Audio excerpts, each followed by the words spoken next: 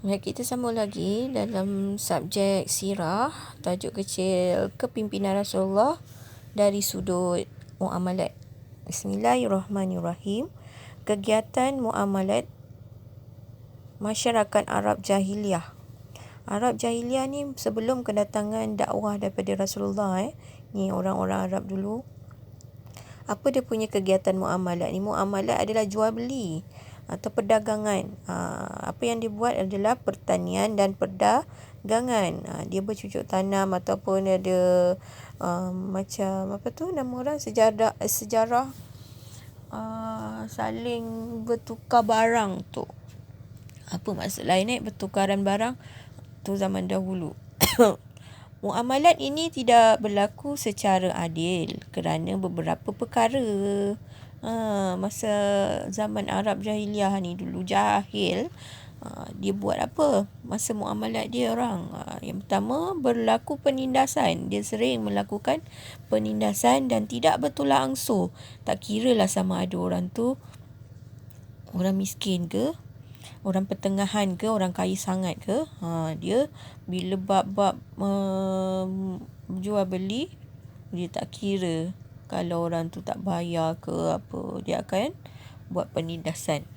Berlakunya denda atau hukuman pada yang melakukan sesuatu tu.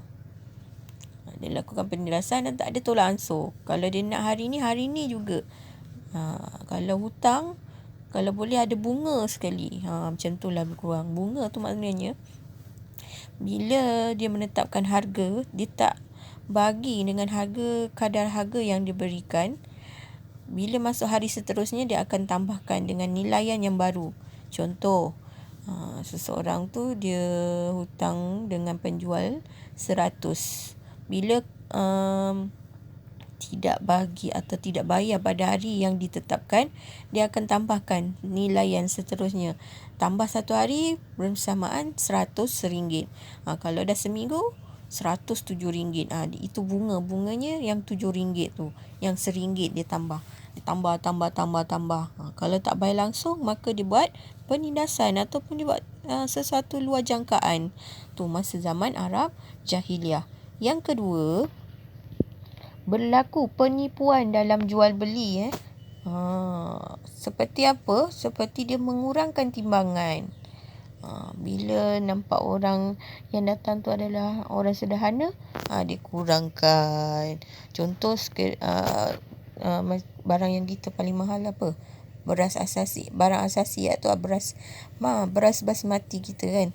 Bila dia contohlah orang Arab Jahiliyah dulu, basmati kan mahal kan.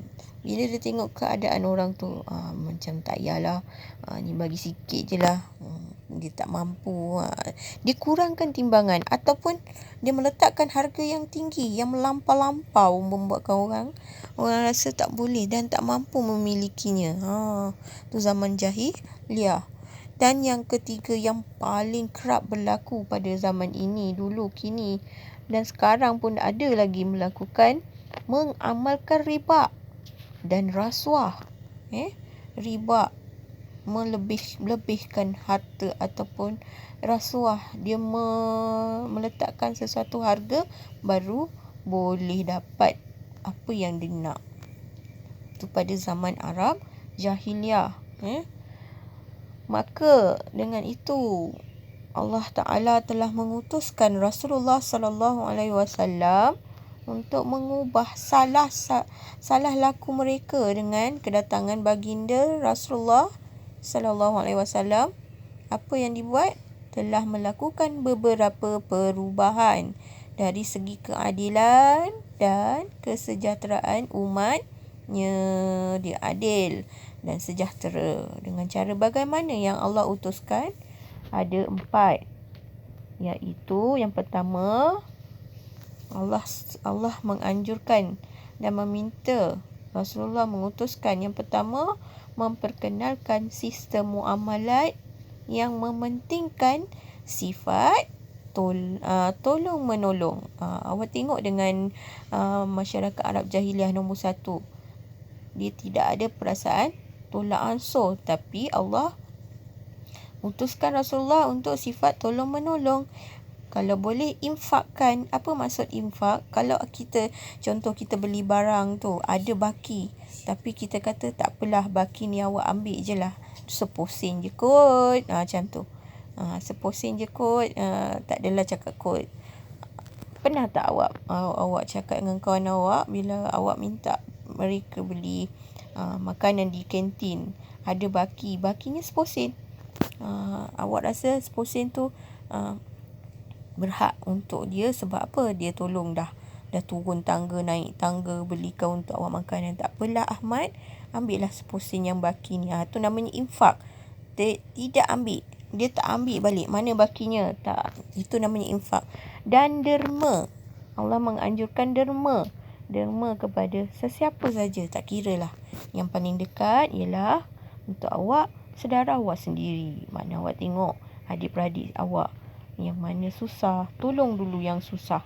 Baru awak tengok masyarakat di luar. Awak tengok yang paling dekat sekali. Lepas tu tengok saudara awak, pakcik-makcik awak. Barulah kita boleh derma pada yang lebih besar. Selepas tu kita tolong pada orang yang paling dekat dengan kita. Allah anjurkan derma dan infak. Yang kedua, Allah mengharamkan unsur apa? Penipuan. Awak tengok dekat Arab Jahiliah tadi, berlaku penipuan kan masa Arab Jahiliah. Tapi bila kedatangan Rasulullah, Allah mengutuskan supaya mengharamkan penipuan dan adakan kejujuran dalam muamalat. Contoh, saya pun pernah rasa masa saya beli KFC. Tiba-tiba saya beli KFC, okey, saya dah bagi duit dah kan. Lepas tu ada baki. Bakinya adalah lebih kurang RM25 lebih lah, macam tu. Bila saya dah tiba kat kereta, tiba-tiba penjual ni tadi terus bekerja jumpa saya. Dia kata, "Kakak, ni ada duit lebih." Saya tengok ada RM30. Biar betul. Lepas tu dalam beberapa saat je kemudian dia kata, "Maaf ya kakak, ini duit untuk yang pembeli lagi satu. Saya salah beri." Kan, nampak kejujuran. Kalau saya tak jujur, agaknya saya terus naik kereta, saya suruh balik. Kan, itu namanya kejujuran. Dia kata, "Maaf kak, salah beri duit." Kalau dia biarkan duit tu saya bagi, ambil, dan saya pun tak jujur, itu apa pula jadi kan? Contoh macam itulah, mengharamkan penipuan kepada kejujuran dalam jual beli.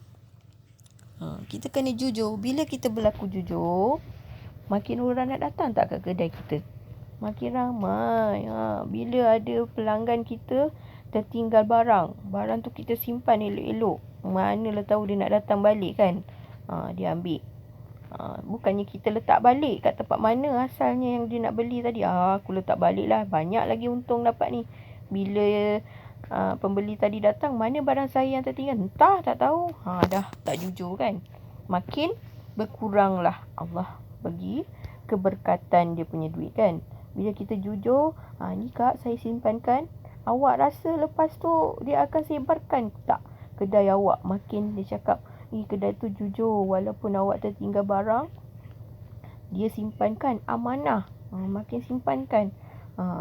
Untungnya kita, bila kita berlaku kejujuran kat situ, banyaklah keuntungan yang Allah berikan, ganjaran yang Allah berikan berbanding dengan penipuan. Kalau kita bagi penipuan pada setiap pelanggan, apa jadi dengan kedai kita?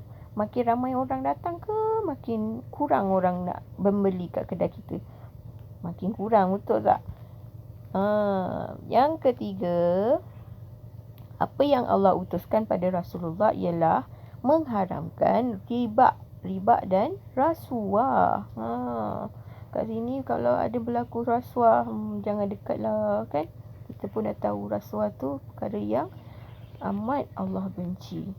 Riba pun apatah lagi.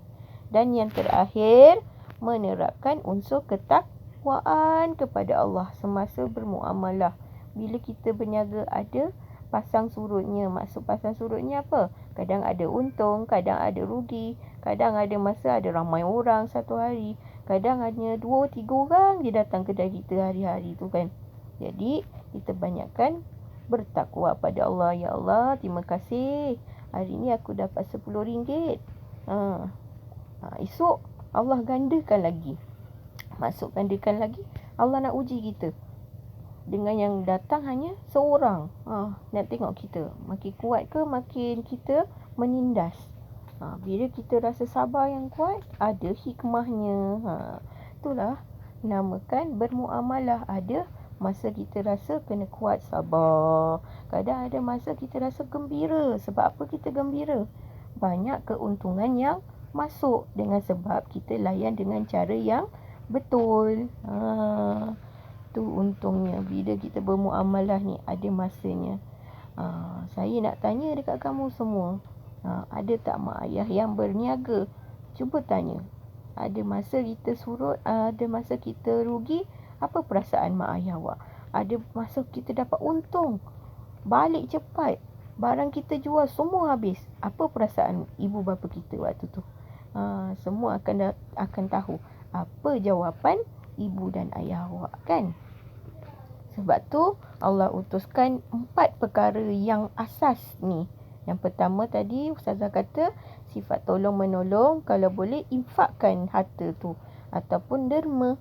Maksudnya pelanggan tu ada bayar lebih, tapi kita sebagai peniaga kata okey, contoh harga yang dia beli RM10 10 sen. Pasal awak bagi tahu dekat pelanggan, tak apalah kak, RM10 je. Dia macam menginfakkan atau dermakan. Jadi kita rasa nak lagi kita pergi kedai yang sama, betul tak? Bila kita rasa nak infakkan, bagus, bukannya tak bagus. Dan ada kejujuran, semua tu ada hikmah, semua tu ada balasannya daripada Allah. Kita buat ada sebab, bukan tak ada sebab. Islam memudahkan, kan? Jadi awak boleh nilai, bezakan pada zaman kegiatan muamalat pada zaman masyarakat Arab jahiliah dengan perbezaan semasa Allah utuskan kepada Rasulullah. Apa yang Allah utuskan tadi yang saya baru je bagi tahu, kan? Beza tak? Bila kita melakukan Allah punya suruhan, apa yang kita dapat? Bila kita lakukan seperti kegiatan Arab jahiliah, apa yang kita dapat? Kita pun dapat nilai. Okey, setakat ni dahulu. Ila liqa. Assalamualaikum.